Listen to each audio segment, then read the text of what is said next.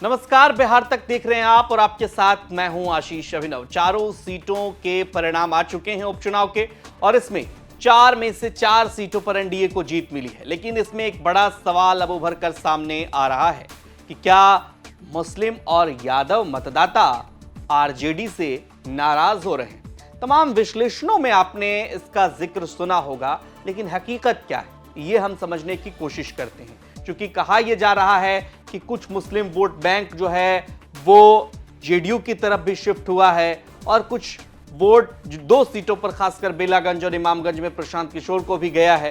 तो क्या मुस्लिम मतदाता का जो रुझान है वो धीरे धीरे घट रहा है। और अगर आप रामगढ़ सीट की बात करें तो यहां बीएसपी के कैंडिडेट ने बड़ा कमाल का प्रदर्शन किया। जीत भले नहीं सके, लेकिन जिस तरह से उनको वोट मिला है, रामगढ़ सीट चूंकि आरजेडी की सीट थी, इस पर आपको बता दें कि जगदानंद सिंह के बड़े बेटे सुधाकर सिंह यहां से विधायक हुआ करते थे, लोकसभा चले गए। उनके भाई को टिकट मिला, यानी कि जगदानंद सिंह के छोटे बेटे को टिकट मिला अजीत सिंह को, लेकिन वो तीसरे नंबर पर रहे। दूसरी तरफ अगर आप देखें तो रामगढ़ में जिस यादव कैंडिडेट को लोगों ने वोट दिया, 60,000 के करीब बीएसपी कैंडिडेट को वोट मिला, तो क्या लगता है कि यादव वोट क्या वाकई टूटकर इधर चले आए। क्योंकि सवाल ये उठ रहा है कि आरजेडी का जो एक तरह से कैडर वोट बैंक आप इसको कह लीजिए, यादव समाज के लोग अच्छे खासे वोट करते हैं, तो ऐसे में क्या अजीत सिंह को यादवों का साथ रामगढ़ में नहीं मिला। और बीएसपी के कैंडिडेट भी अगर आप देखें तो उनका भी अपना इतिहास रहा है, उनके चाचा विधायक रहे हैं और अगर वहां से 60,000 के करीब वो वोट लाते हैं तो जाहिर सी बात है एक बड़ी सेंधमारी उन्होंने आरजेडी के वोट बैंक में की है। दूसरी तरफ जितेंद्र पासवान को जिस तरह से वोट मिले हैं इमामगंज में, वो भी कहा जा रहा है कि आरजेडी के वोट बैंक से भी टूटकर कुछ वोट इनको मिले।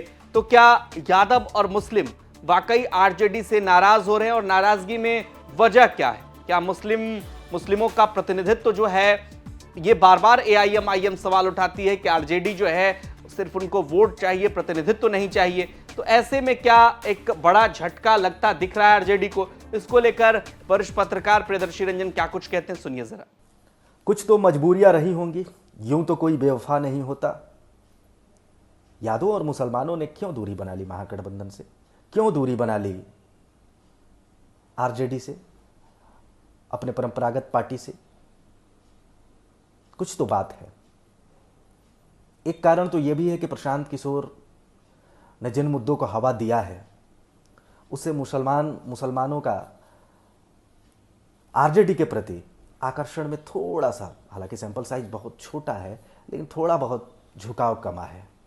वहीं दूसरी ओर बात करें तो यादव, जो कि आरजेडी का परंपरागत वोटर रहा है, वो भी परंपरागत क्या, लालू यादव और तेजस्वी यादव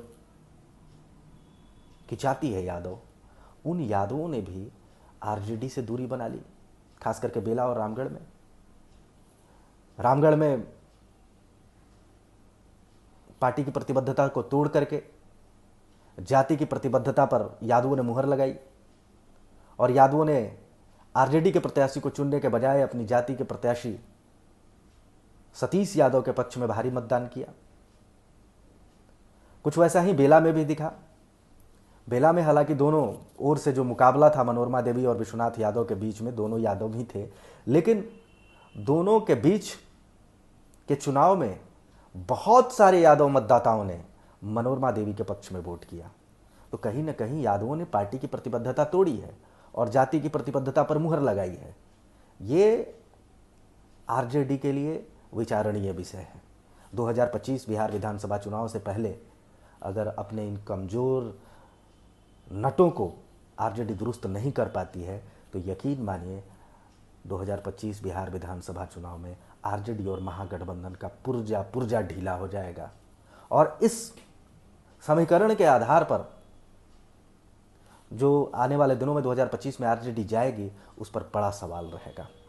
जाहिर सी बात है आने वाले समय में 2025 का बिहार विधानसभा का जब चुनाव होगा तो आरजेडी को जो अपना कोर वोट बैंक है, हालांकि तेजस्वी यादव एमवाई समीकरण से अलग वो माई बाप की पार्टी कहते हैं, यानी कि जिसमें बहुजन भी है, एगड़ा भी है, दलित भी है, हर कोई है, A to Z की बात करते हैं तेजस्वी यादव, लेकिन जो उनका आधार वोट बैंक है यादव और मुस्लिम, अगर इसमें टूट होती है तो क्या बिहार विधानसभा 2025 में तेजस्वी यादव के लिए बड़ी मुश्किल होगी? आपको क्या लगता है? कमेंट बॉक्स में हमें जरूर बताएं और बिहार की तमाम खबरों के लिए आप देखते रहिए बिहार तक।